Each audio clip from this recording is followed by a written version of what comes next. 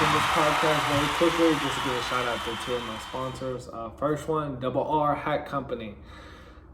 Gabe Rodriguez, man, he's a good friend of mine. A great hat company, veteran-owned company. They have shirts, they have hats, they have hoodies, mugs, all you can think of. So go check out Double R Hat Co.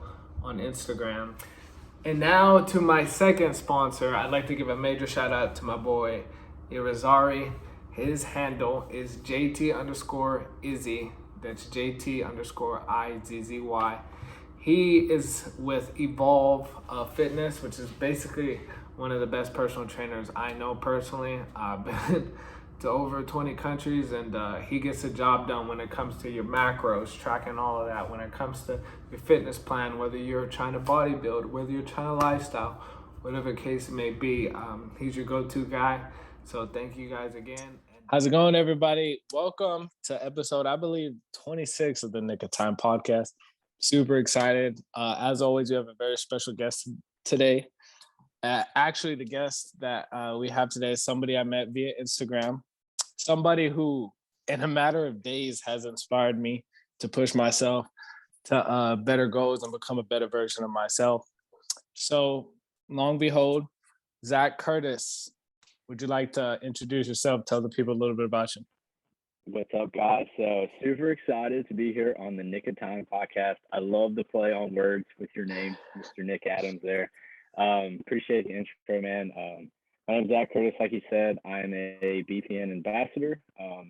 I've completed two 70.3 Ironmans, Leadville 50, which was probably one of the hardest things that I've ever done in my life. So I dabble in the endurance world, trying to get in there a little bit. But yeah, that's a little bit about me. Alrighty, man. Thank you for that introduction, by the way.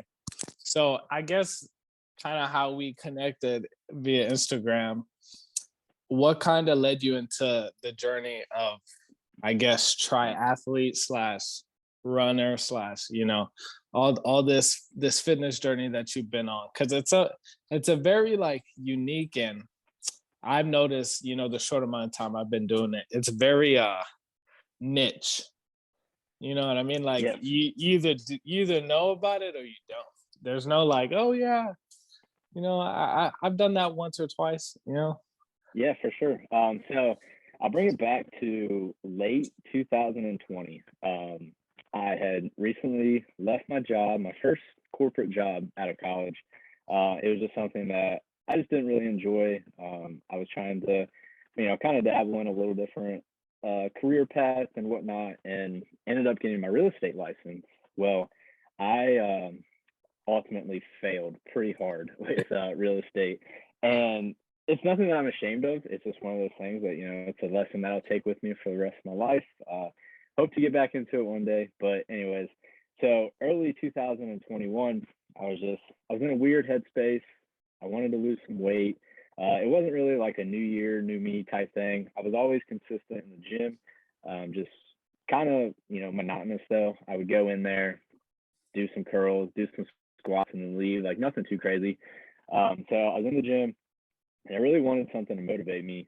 And I came across Bear Performance Nutrition, BPN, Nick Bear, for those of you guys who do not know him.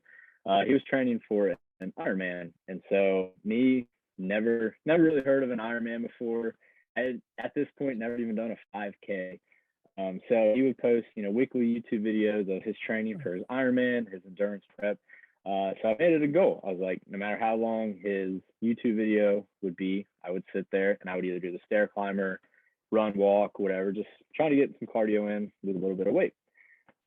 2 months later, I really started to gain some traction. I was like, you know what? I really feel like, Nick's inspiring me, like, really diving into BPN and whatnot. So I had the crazy idea of finding the closest 70.3 Ironman to where I live at, and ended up being about 2 hours away. So somebody who never even done a 5K signed up for a 70.3 Ironman about 7 months later. So in a total of 9 months, trained for a half Ironman. In between there, did my first half marathon, and then hit up my first 70.3, which was an amazing experience. We can go into that a little bit later.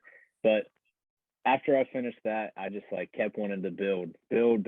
Like, my love for endurance, the sport, the challenge, just kind of went all in on it. And so since there, I've done two 70.3s, and I had the crazy idea to do the Leadville 50, which was nuts, but we can cover all that later too. But yeah. So that's a little bit about how I got into the endurance world.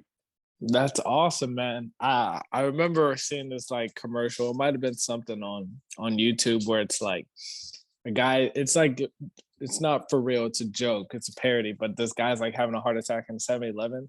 They're like, "We need a doctor," and he's like, "I have my real estate license," and then like another guy shows up. He's like, "I'm a nurse," and then I forget how it goes, but then he's like, "But I also have my real estate license," like, Right.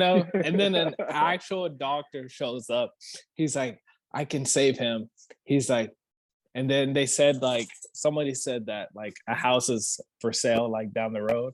And he's like, "Wait, I Yeah. must go because I have my real estate license." So it's like everyone has a real estate license. But yeah, man, that's pretty interesting.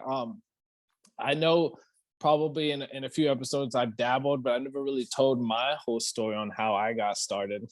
I was always that person too in the gym, football background. Like I always lifted weights, never struggled with that discipline whatsoever. But at the beginning of this year, I don't know. I'm like currently in the Air Force. Been in about 6.5, going on 7, and this is like my 5th duty station out here in Wichita Falls, and I had just moved all the time, and I'm not married, I have no kids or anything like that, and it's rough, having to just pick up all your stuff, go somewhere else, and I got used to it. And when I got here, I thought everything was gonna be all right, everything was gonna be good, but I kind of like went into my own shell. But I always had the gym. And then obviously I met a coworker who's a good friend of mine. Shout out to Miller, who he's actually competing in a bodybuilding competition next month.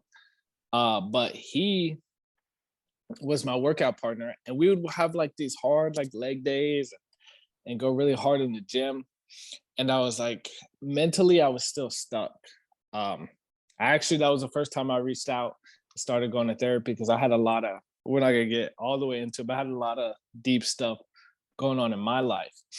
And I'll obviously watch Nick Bear, I watch Goggins, I watch all these guys, right? Jarko, the whole nine. Shout out to Nick Bear, because he really helped me out with the technicality of his videos compared to the other guys. And I think what I learned after, it was one specific workout, it was a leg day, I'll never forget it. And I realized that you could be good at something difficult and it's still not mentally, do it for you. And not mentally do it for, but not mentally challenge you. Right. So I like you said, monotonous, you get to a point to where it's like, I had the hardest like lifting workout I'd ever had, but I still felt like my mind wasn't challenged. At that point, you're just exerting energy, Right. Yeah. And kind of like touching on the Goggins thing. So I read his book, and obviously a lot of people in this industry has read his book. And yeah, it was more of a mindset change. And, you kind of talked about like mental health and kind of all that. And it's just like, I don't know, I feel like it takes so much time to really, like, you can say you want to do something, but it actually takes time to like get to the end goal. My favorite thing to tell people is like, you can read about doing a push-up, but you're never going to learn how to do a push-up until you actually do a push-up. So it's just like, just changing that mindset, like you're saying, like you could go in there and have the hardest leg workout with your friend, but it's like doing an endurance race is just completely different if you've never done it before. So yes, and that gives you a power like no other. So what ended up happening was that night or that evening, my old man called me, and we were talking, having a good conversation. And I had just finished David Goggins' book, right? And I'm telling him about it. He's like, yeah, he's not really on social media like that, my old man. And he was like, yeah, I think I've heard of him. He's like, have you ever thought about running a marathon? And I was like, oh no, never. And that's like the kind version. There's a few cuss words I put in there, right? I was like, F no, I never thought about it, right? And he was like, okay. He was like, I was just asking. He didn't tell me you should run one. Hey, go sign up. He just asked me, have I ever thought about it? And I reacted how I did. So that night, it bothered me. I woke up in the morning and I got to work. I got to my work computer and I literally signed up for like in 20 weeks. I was like, the next marathon. It was happened to be in Austin. And yeah, and I did it. But I think the crazy part about it was I went back and I was telling people, right, hey, I'm gonna run this marathon. And people looked at me like I was crazy, right? And that, not that I needed that, but that like affirmed that I have to do this. Right. Almost in the sense of like, it's so out of my wheelhouse and so out of anything I've ever done before. And that's what I need. I need a goal that's going to get me out of my comfort zone and that's going to push me like I've never been pushed before. Right. Yeah. And yeah, when I told my buddies that I signed up for that 70.3, like I said, like I have never ran an endurance race in my life. So they were like, are you crazy? What are you thinking? Blah, blah, blah. And I just don't think that, like, kind of going back to what your old man said, it's like he just put the thought in your head. So like my friend's telling me, man, you crazy? Like that just put the thought in my head, like, okay, well, I'm gonna prove you wrong. Like I'm gonna prove to you that I can do this and like put the work in. As cheesy as it sounds, like I don't want to be cliche about it, but like I mean, you know how it was with training for that marathon. Like you just had to kind of show up and run. Yeah, for sure. And what it did too, I was also explaining to a friend the other day, with running, with all the running, biking, swimming, but especially with running more than any of them because it takes the longest. I was explaining that all the stuff I was going through at the time running was so good because if you go out and like you said, you ran 7 miles today. If you go out and run 7 miles, what did that take? What I'm guesstimating, right? What 50 minutes maybe? Not that fast. An hour and 5. Man, you think I got wheels? Trying to boost you up, bro. Trying to boost you up. I know, right? And so an hour, right? Sitting there for an hour, whether you have music, you don't have music, it doesn't matter. You're listening to a book, to a podcast. You're gonna have so many thoughts going on in your head, and most of them are gonna be negative. Like, why are you running? And obviously, you get to a point where you catch your second breath. You're not thinking about it, and you're coasting. But I was explaining to a friend of mine, I was like, bro, like when I was going through it the most, that was the perfect time to deal with my issues. Because you couldn't think of anything else other than all the stuff that's wrong. Compared to shoving them under the table, and just putting them off. I was fighting with all the mental battles in my own head and didn't know it, but I was winning. You don't know it at the time, right. because you're just going through, it's another day. I got to get my miles in, And then before you know it, you stack up this plethora of strength and it's life-changing for real. Yeah. And I feel like you can, well, hold on, let me caveat. So the 7 miles, it was a track workout. So I had about 10 minutes of rest in there. So we'll give it to me. No, I'm kidding. But no, like what you said is true. Is like running, most people think that they can't do it until they actually do it. But it's more than just running. It's more like you take that to lessons in your life. I don't think I can run a mile, or I don't think that I can do this task at work, or I don't think that I can achieve this goal. But it's like those little lessons that keep building as you keep running. It's okay, now I see that I can work towards this goal at work, or work on this in my marriage or my relationship. So that's what I've taken away from running, more than just like the challenge. It's taking that if you put the work in, it might not happen.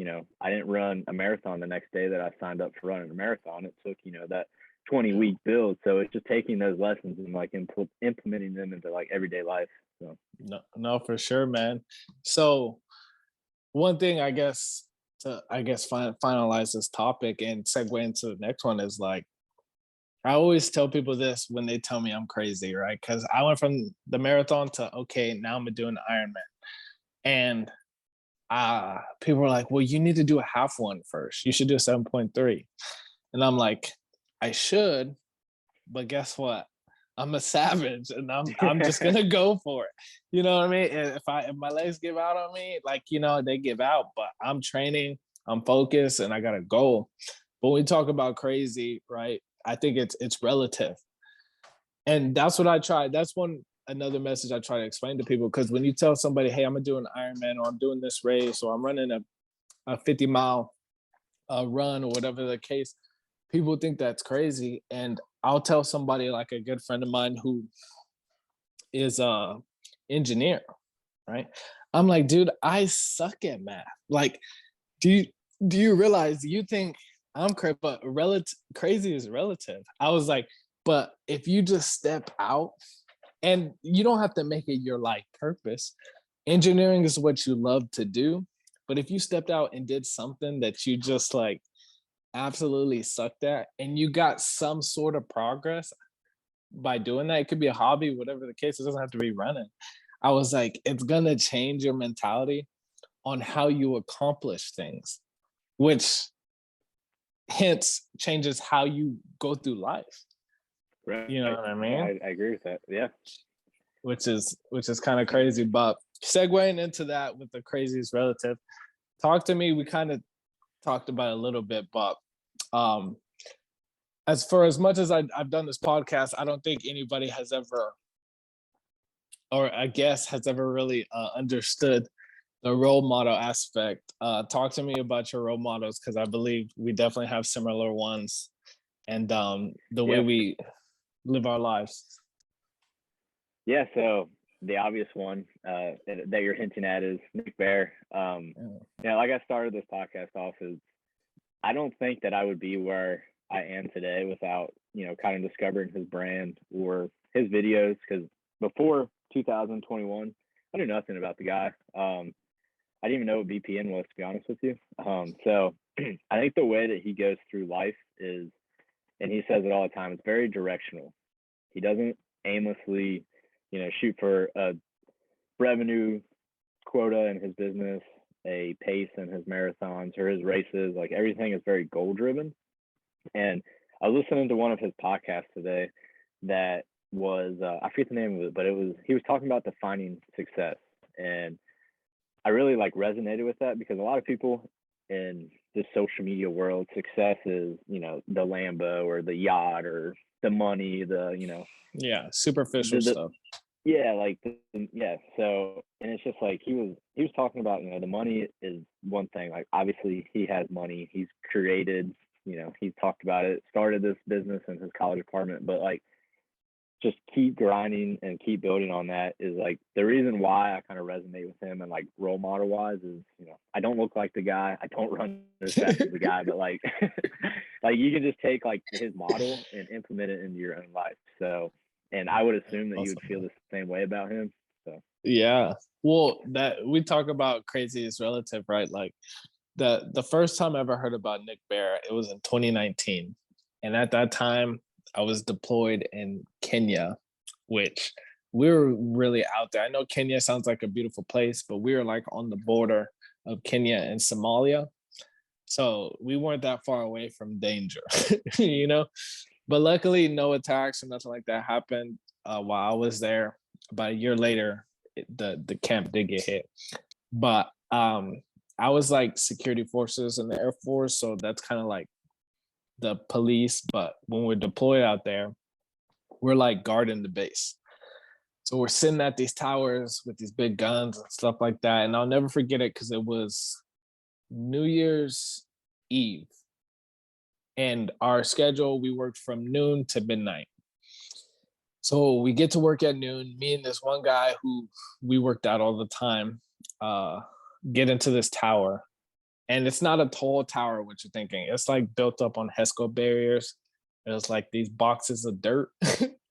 And it's like it's a real like make it work kind of tower. It wasn't nothing fancy. And we have to sit there for the next 12 hours. And it was one of those slow days. And what we ended up doing, he was like, hey man, do you want to do this challenge with me? I was like, what challenge? He's like, it's a Nick Bear challenge. You know who that is? I was like, no. Again, 2019, right? And I was like, no, I don't know who that is. In 2019, about to go into 2020, actually. So it was like the last day of 2019. And I was like, no, I don't know who that is. And then he shows me a video. He's like, it's just push-ups. I'm like, sure, let's do it. And the guy who was doing it was a little bit heavier than me. He was definitely stronger than me, but he was heavier than me. So I felt like I could do more push-ups than him. But when I said yes, he said, okay. And we watched the video. He's like, we got to do 2,020 push-ups for the new year. Right. And I was like, oh. And then he was like, don't worry. He was like, I'll be on guard, like, watching the perimeter. We'll start with 50s. You do 50, and then I'll do 50. You do 50, I'll do 50. And what I learned from that day was obviously Nick Bear's a savage, right? But then I was like, everything is relative because we have to sit there for 12 hours anyway, And before you know it, I think we timed it. I think it was like 5 hours and 45 minutes or something like that. But we knocked it out. We were doing 50s. I think by the time we got to 350 going into 400, we cut it down to 25s. And we were legitimately doing these push-ups too. These weren't no tricep, let me bounce push-ups. And then before you knew it, we're at 1,000. And I'm like, bro, we're like almost halfway done, And I'm like, we're like 3 hours into this thing, let's go. And that was the spark of me being such a big Nick Bear fan. And even more so now, because I'm actually into the triathlon, like spectrum world. People don't realize what one person can do to somebody's life. And that's why I love doing this podcast, Like it's not this huge, massive following, but I literally like always, you can ask anybody like that's cool. I always have this big smile on my face when I do this because I know one person in some form of lane, it doesn't even have to be in the workout world, is going to get something out of this. And it makes my day every time. Yeah. And that's awesome. I love that that's your reasoning behind doing a podcast rather than just doing it because everybody else is doing it. But yeah. No, like what you said there is, it's true. It's like, it's crazy how one person can change your life because like I know we keep talking about endurance, but like you're training for a full Ironman, is that correct? Is that what I'm picking up on? Okay. Yes. So like people are only gonna see the Instagram picture of you with a medal around your neck. They're not gonna see the 40 hours of training that you're putting in every week, 30 hours of training. So yeah, that's the part that's relative. Is everybody's like, and that race is hard. It's like, no, the race is easy compared to all the work that we put in. Yeah, exactly. I had a coworker tell me the other day, they were like, because she's like new to the base, and she's like, I don't know why like y'all don't invite me places. And I'm like, yo, you want to know what I did this weekend? I said, because it wasn't fun, and I promise you it's nothing you want to do. And then my other coworker was like, he has a show in November, so he's not, he's locked in too, right? So I was just like, I'm sorry, but I promise you, whatever we're doing, it's nothing fun. Yeah, right. I said, I tracked in 50 miles on Saturdays. If you want to come join, right? What I mean? Please be my guest. It's even worse too. I'm assuming that bike's on a stationary trainer. So logging miles on a stationary trainer, like, hey, you want to come watch me in my house for 4 hours? Like, that's not fun. Yeah, I think I got I know, like, I'm in Texas, people don't not from Texas doesn't think that it gets cold, but like it's real windy out here, like North Texas. So like going on the like outside to ride a bike can be very, very, very difficult. So I think I was looking at the weather, trying to forecast how many like more outside workouts I Right. could get in, and I think I got a couple more weekends. But after that, the wind just keeps ramping up, and it might be indoor for a while, or probably up until the race, because we no springtime. Because I'm doing Ironman Houston, which is April 22nd the next year. So that's Yeah. pretty. So That's right around the corner. So, but I'm excited, And Boston or say that again.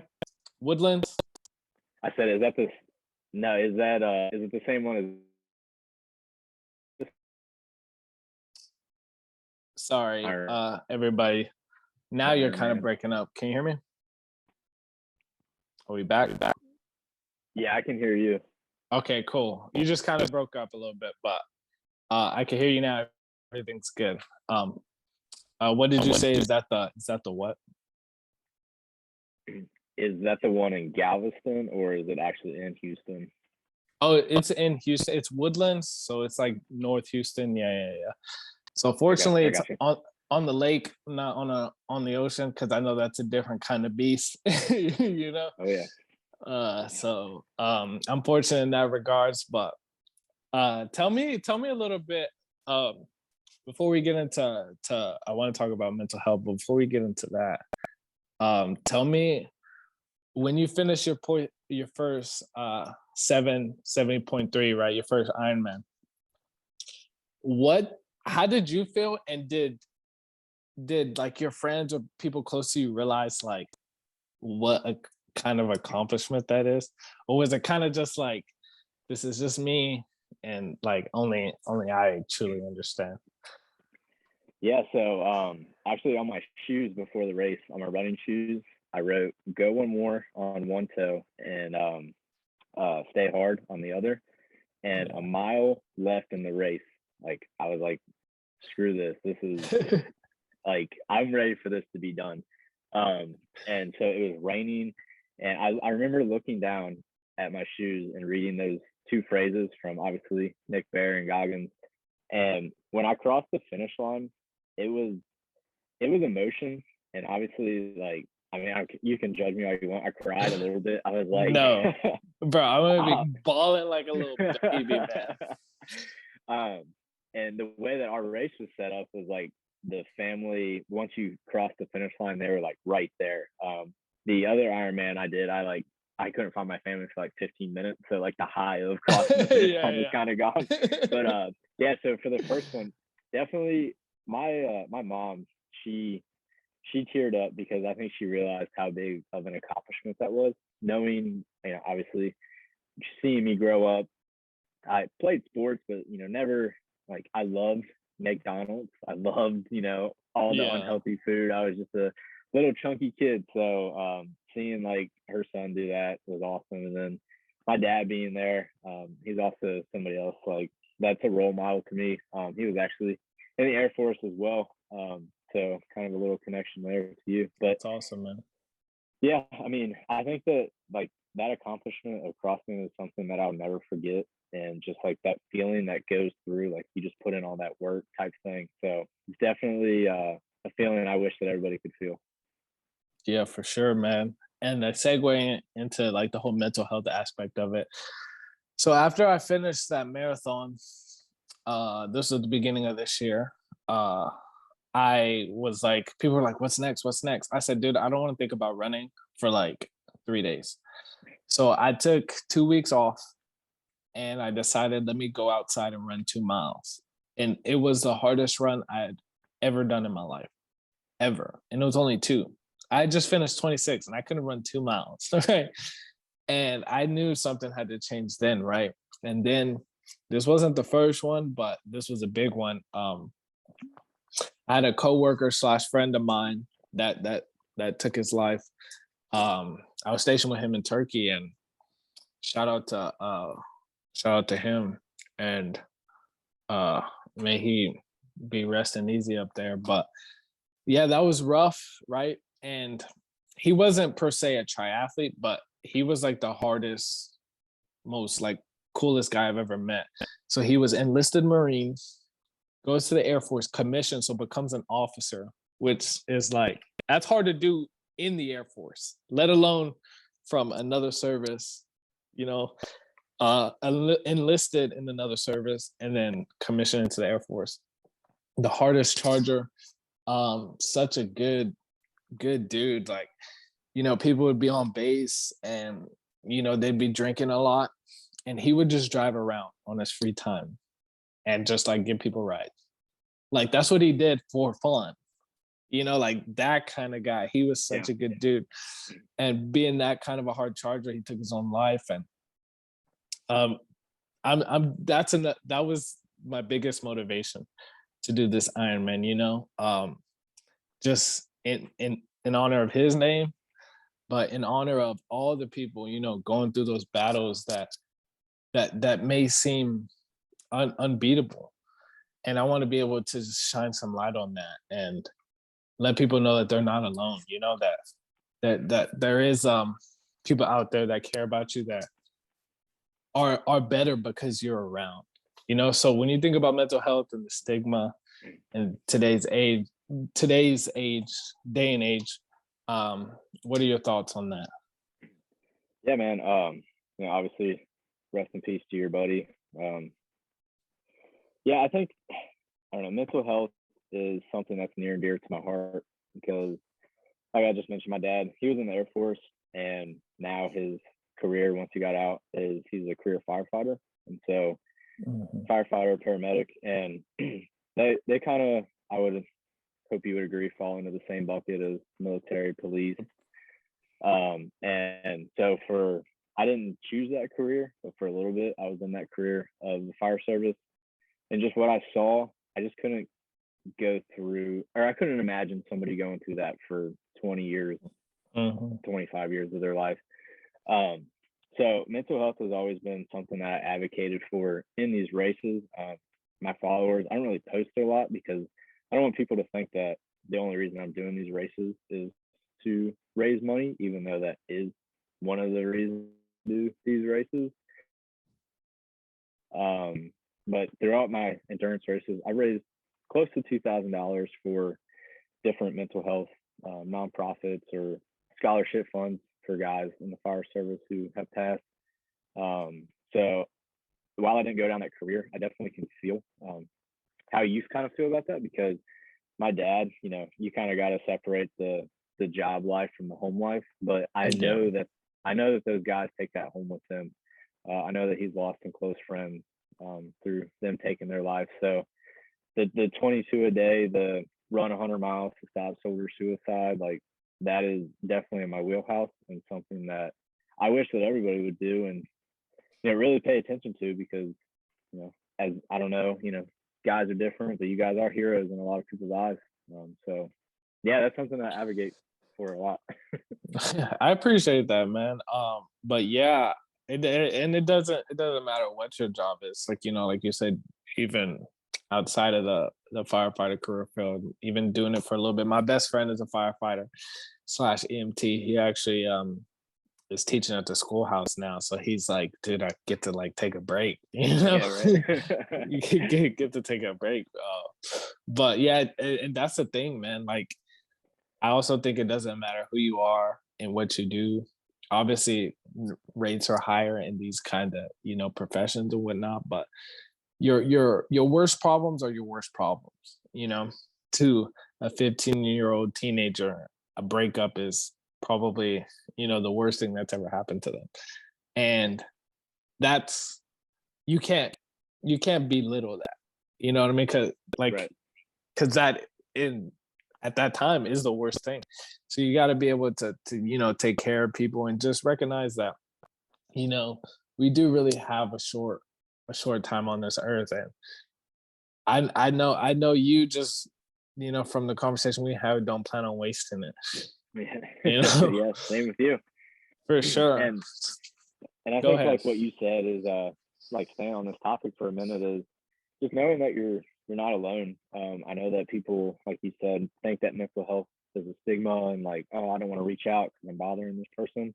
Um, like I have friends reach out to me and I reach out to them that I haven't talked to since high school, just to kind of, check up on them. And Yeah. I don't know what that person's going through. I haven't talked to them in 10 years, but hopefully that me checking up on them could have been the day that they wanted to take their life. Maybe it wasn't that day. So yeah. I was gonna say, I said this on my last podcast, and I'll say it again just for anybody that may be going through it or is contemplating that big decision. I was running. This was 2 weekends ago, so I was practicing transition. So I'd done a 30-mile bike, and then I was like, it was more for the transition more than like the actual miles. But I did a 30-mile bike, and I was like, okay, gonna do a 6-mile run. And after the bike, I practiced my transition and I started running. And I'm like mid-run, like on a service road because I live off of I-44, off a highway. And at like midway through, when you catch your second wind, I was like at mile 3 going into 4. I just sent like a Snapchat video to like 10 people. And I do this randomly to people who I think may need it, like you said, with your buddies that you haven't talked to since high school. And an elementary friend of mine, we grew up on the same block, or like he was a block away from me. And I was a big sports guy. He was kind of a music guy, and we kind of, as middle school, we went to different middle schools and just lost touch, especially during high school. I had sent this video to him, and not just him, but 9 other people. And yeah, he texts me back. He says thank you ... And like when people type like that, especially guys, it's like something was up. And I hadn't really talked to him like that in a while. I'd seen him here and there, and I called him mid-run, right? I'm trying to control my breathing, and I'm like, hey man, how's it going? I'm like, can you hear the wind? He's like, no. And we just get to talking, right? We're catching up. All these things are flying. He's talking about what he's going through. He's going through a divorce and all this stuff. And I'm just listening, and then I tell him, because he's like, dude, I can't even make my bed or do my room. He's like, I don't know how you're doing what you're doing. And I said, hey man, I said, you gotta win at all accounts. And at first, right, most people be like, dude, why would you say like something so insensitive, like he's going through it? And I'm like, no, I was like, before you just give me a second. Win at all accounts. I said, don't think that you have to win everything today. If you woke up and brushed your teeth and you didn't do that yesterday because you were so like in a slump, depressed, this divorce is really getting the best of you. He's prior Marine too, right? He just got out of service. Like, count your wins, because those small wins are gonna add up. Did you make your bed? And if you didn't, okay, we'll make your bed tomorrow. Did you just throw the trash? Or these little things. Don't think about running a marathon. Like you gotta work, like you said, we're working our way up. But Right. those little wins, you gotta celebrate, and don't be so hard on yourself. The reason why you're so hard on yourself is because you're not doing the marathon. You're not, the big boss at the company. You're not this, you're not that. But you don't need to be that today. Because in due time, right, with these little wins, they will add up. And I was like, I promise you, the world is a better place. I said, my world is a better place because you're here. And I said, I'm going to call you every day until you literally tell me to stop, and just ask you how your day's going, And he finally broke, and he said, I thank you so much, Nick. He said, I had bought everything I needed for me to end it today. Like that morning, he was like, today was going to be the day. And I was like, oh, with a heavy heart, you know. And Yeah. I really made sure I called him every day after that. And he's doing a lot better. He's doing well for himself. Um, yeah, and I'm super proud of him for that. But like, you know what I mean? Yeah, It's like dude. I you mean, never know. yeah, and like you would have never known that he bought all that stuff and like that was the day. And it's just I don't know, like you keep saying, like the small wins will get you there. And like anybody who's listening to this, like, everybody has bad days at work or bad days in a relationship. It's like tomorrow or yesterday was yesterday, like look forward to tomorrow type thing, and get through it type. I mean, Yeah. I, pretty Yeah, for sure, man. So speaking of it, we'll segue into relationships. Newly married, right? yes, sir. Yep. Thank you. Congratulations, man. Thank you. That's super awesome. Tell me a little bit more about marriage life and how it may have or have not changed you. Yeah. So my wife and I, we have known each other for 10 years, dated for 7. So I feel like we knew each other pretty well before we got married. Wasn't no Vegas fling or anything like that. But I would say as our relationship has evolved, we started dating in college, like freshman year of college. We had no money. We had, still lived at home type thing. The small wins that we've had throughout our relationship up until getting married, kind of caveat on the topic of this podcast, it's like the first time that we were able to say we saved $1,000, or the first time we got our apartment, or the first time we got our first job, or small wins like that at the time seemed monumental. But now looking back on it, it's like I remember when we took that job because we felt like we had to take a job, but like now look at us, like now look where that job got us, or now look where that experience got us.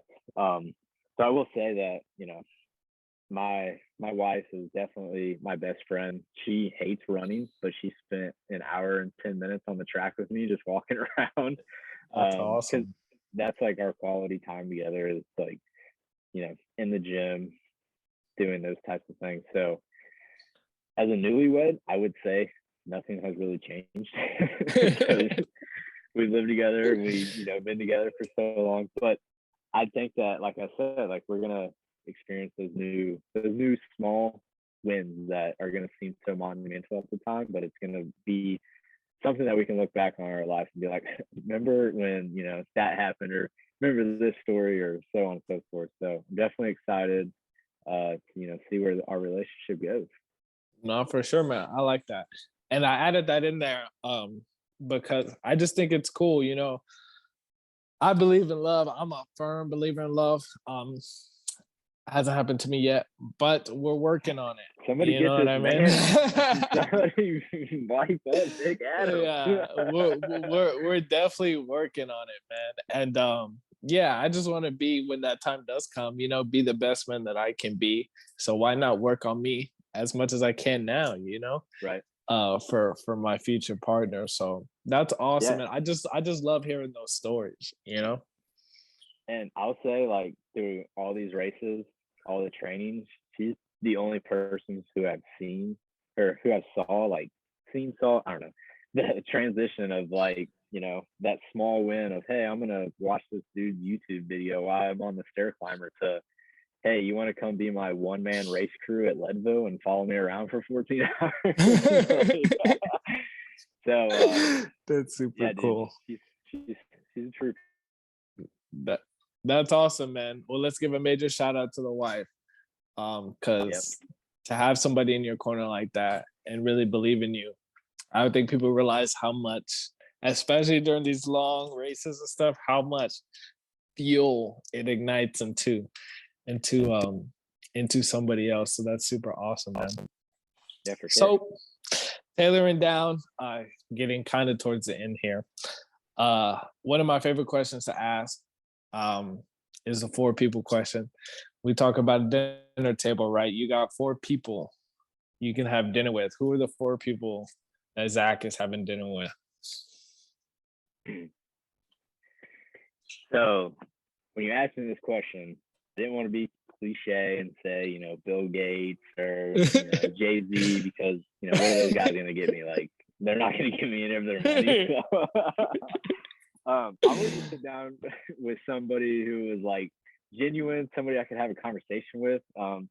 They're obviously standouts and they're definitely in their profession, but the first one would be Joe Rogan. I feel like everybody loves Joe Rogan, unless you don't. But I don't know. I just like his podcast. To me, I feel like even though he doesn't agree with you, he can have a conversation about a topic for hours. Yeah. And like, I just feel like there's probably a million people out there in the world, but that's just somebody I want to sit down with. And hey, I disagree with you on this. Let's talk it out. Let's figure out why I disagree with you. And he's also funny and and I don't know. He just seems like a cool dude. The second one is Luke Combs, because why not? I think he makes great music. If you don't like country music, then don't thumbs down this video, because the YouTube algorithm doesn't like that. But just funny. Another guy that just seems like I could have a genuine conversation with. Yeah. Somebody that I could relate to. Like, even though he's a celebrity, he seems like a dude who would crack a beer with you and just sit around a fire at night and bullshit. Rob Dyrdek, which is kind of random. I feel like not a lot of people. Okay, I like that answer. I know. I like that answer. Growing up, I loved watching Fantasy Factory. Have you watched it? I would assume. Yeah. Actually, we were talking about Robin Big the other day. Me and my coworker, we were watching like some throwback videos and stuff. Yeah. So I mean, even starting at Robin Big to the Fantasy Factory, he always just seemed like some dude who loved to have a good time, but like also put in the work at the same time. Like, what kind of kid did not want to go work at the Fantasy Factory and or have their own Fantasy Factory of their own one day? But he would be a guy that I would like to pick like his business brain on, just to kind of see, because he's actually not too far from where I'm at now. He's from like south of Dayton, Ohio. Okay. Yeah, and then the other guy, which I didn't do this because you were in the military. Badass. I'm gonna have to hop on the computer and do a little bit of editing. But what did you say for the last one? Because you broke up just a little bit right before you said it. No, you're good. Can you hear me now? You're good. Can you hear me now? Yes, sir. Robert O'Neill. Yeah. Okay. So, obviously, know who he is. Yes. I will watch every podcast with that guy on, even though that I've heard the story about the Osama bin Laden raid 20, 30, 40 times. Like, the way that he describes it is different every time. And like, he just paints such a vivid picture of that raid and, all the other raids that he was on. I mean, he talks about a bunch of other ones too, but he just seems like a badass dude who like he just seems relatable, like some dude from Brute, Montana, or however you say it. Like, like being able to be such a monster, and I say that in a good way, right? As a compliment, like a savage, to kill that man, Osama bin Laden, and to the people that don't know this story, right? And grab his son, 2 years old, and hand it to the mother. Like, to go from like maximum intensity, like this is like crazy, right, to gentle and that empathetic, like, dude. And he talks about how he was thinking about his kids at this time and all this stuff. Like, that is insane. I know. And then even I think he wrote it in his book, or it was a podcast, I don't know, but one of his guys on SEAL Team 6 was like, dude, you good? Because he like blacked out afterwards, and like, like you said, he was like started thinking about his kids, and he was like, oh yeah, like, I'm here for a reason, and I only have X amount of minutes to get the fuck out of here. So let's go. Yeah, man, that's awesome, bro. So a little bit of outro to end it out before we end it. Is there any last words? I always like to leave it as an open forum. It could be funny, inspirational. You can just tell me, hey, I don't care, I'm going to sleep. whatever the case. Is there anything you would like to tell the people, as a final message, and just just whatever comes to mind. I really like to do this because it gets me to know the guest even more, but it also, people have different messages in different ways, and I love to hear the different perspectives from the different people I have. Yeah, for sure. I would kind of cap off or kind of summarize this whole podcast and talk about how, like, you don't know where somebody's at in their life. You don't know the struggles they're going through. You don't see the day in, day out of what they go through, whether that's endurance races, whether that's mental health. Reach out to that person, even if you think that you're bothering them. Go out there, set a goal for yourself, do that race, start eating healthy, go to the gym. You're never going to know your full potential unless you try. And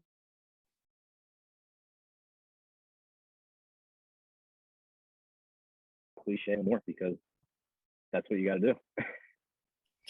I love that, man. Thank you for those kind words. I really appreciate it.